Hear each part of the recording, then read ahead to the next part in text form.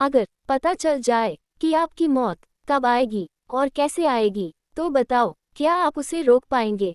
ये कहानी है पंडित हरिदास की, जिसने यमराज के दूत को देखा, मौत से लड़ने की कोशिश की और अंत में मौत को उसने अपनी खुशी से गले लगा लिया। बुले साई शुरुआत। दो पंडित दोस्त थे, हरिदास और रामलाल। एक स्वस्थ और विद्वान था और दूसरा दोस्त लंगड़ा और गूंगा था। एक दिन हरिदास रामलाल से मिलने उसके गांव निकला। रास्ते में उसे एक आदमी मिला। हरिदास ने पूछा, भाई तुम कौन हो? इस सुनसान रास्ते पर क्या कर रहे हो? आदमी धीरे से मुस्कुराया, उसकी आवाज हवा जैसी ठंडी थी। मैं भी उसी गांव की तरफ जा रहा हूँ। अकेले चलना मुश्किल है, चलो साथ चलें। हरिदास ने सोचा, एक से भले दो। ठीक है, चलो। दोनों चल पड़े। पहला गांव। जैसे ही पहले गांव के पास पहुंचे, आदमी अचानक रुक गया और पंडित से कहा, मुझे इस गांव में थोड़ा काम है, तुम आगे चलो, मैं थोड़ी देर में आता हूँ। हरिदास आगे बढ़ गया। कुछ मिनट बाद गांव से चीखें सुनाई दी। एक आदमी छत से गिरकर मर गया था। दूसरे गांव के पास फिर वही बात। आदमी बोला, यहाँ भी मुझे काम है, तुम चलते रहो, मैं आता हूँ। फिर एक और मौत की खबर आई। तीसरे गांव के पास आदमी तीसरी बार बोला, मुझे यहाँ भी काम है, तुम आगे बढ़ो। इस बार हरिदास को पूरा शक हो गया। वो चुपके से अजनबी के पीछे पीछे गया, लेकिन कुछ कदम आगे बढ़ते ही आदमी अचानक हवा में गायब हो गया। हरिदास ने चारों तरफ देखा, गांव से फिर मौत की खबर आ गई। जब आदमी बिना कुछ किए वापस आया, हरिदास कांपते हुए पूछी, बैठा तुम सच में कौन हो? उसकी की आंखें अंधेरे में लाल चमक उठी।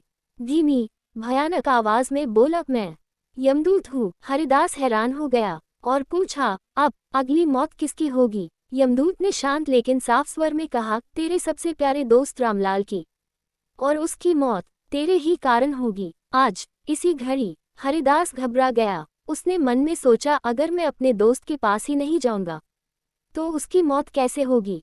उसने फैसला किया कि वो रामलाल के पास नहीं जाएगा और वापस चल पड़ा। लेकिन दूर से रामलाल खुद लंगड़ाता हुआ भागता हुआ आ रहा था। वो छाप रहा था और ठीक हरिदास के पैरों के सामने गिर पड़ा। उसकी सांस थम गई। हरिदास कांपते हुए यमदूत से पूछा, अब मेरी मौत कब होगी? यमदूत बोला, आज से ठीक 6 महीने बाद, दूसरे राज्य में फांसी के फंदे से अपनी खुशी से फांसी चढ़ेगा। हरिदास राजा के पास पहुंचा और सब कुछ बता दिया। राजा ने कहा, तुम मेरे महल में रहो, कहीं मत जाना। 6 महीने तक हरिदास महल में रहा।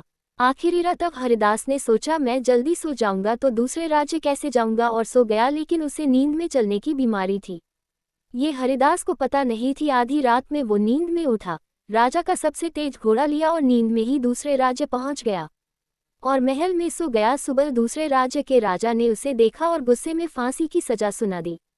हरिदास ने एक सारा सच राजा से कहा। राजा ने जांच करवाई, सब सच निकला। राजा ने कहा, कच्चे सूत का फंदा बनाओ, न तो ये मरेगा न सजा अधूरी रहेगी। फंदा गले में डाला गया। हरिदास खुश था, कच्चे सूत से मैं नहीं मरूंगा। खुशी से फांसी पे चढ़ गया। अचानक वो कच्चा सूत लोहे की जंजीर जैसा सख्त हो गया। एक झटका और हरिदास की गर्दन झुक गई, क्योंकि मौत को कोई नहीं टाल सकता। इंसान चाहे जितना चालाक बन ले, चाहे राजमहलों में छिप ले, चाहे रास्ते बदल ले, वो मौत के पास चला जाता है। किस्मत हमेशा एक कदम आगे होती है।